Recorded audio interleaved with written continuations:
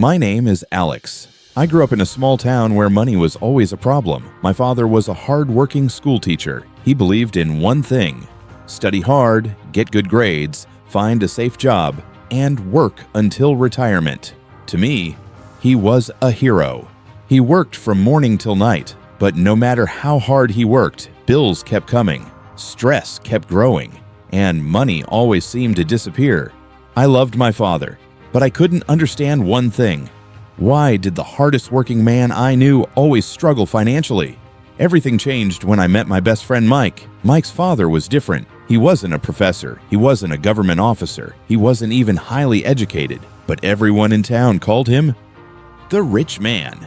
One day, Mike invited me to his house. I expected luxury. I expected gold. I expected expensive things. But instead, I saw something strange. Books, charts, business papers, investment notes, and a man sitting quietly with a smile. Mike's father looked at me and asked, "Alex, do you want to be rich?" I answered immediately, "Of course." He smiled and said, "Then stop working only for money. Make money work for you." I didn't understand, so he gave me my first lesson. He took out a piece of paper and drew two columns. On one side, he wrote assets. On the other, liabilities.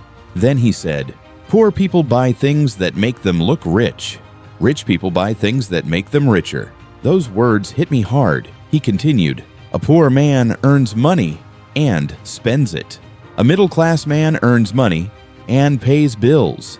A rich man earns money, buys assets, and lets those assets pay the bills." That night, I couldn't sleep. For the first time in my life, I realized money wasn't about working harder. It was about thinking differently. From that day, while my friends spent money on clothes, I bought books, while others played video games. I learned sales. I learned business. I learned investing. I failed. Again, and again, and again. People laughed. Some called me crazy. Some said, "Just get a safe job." But I remembered Rich Dad's words. If you work for money, you'll always need to work. If money works for you, freedom begins. Years passed. I started my first business. It failed. I started my second.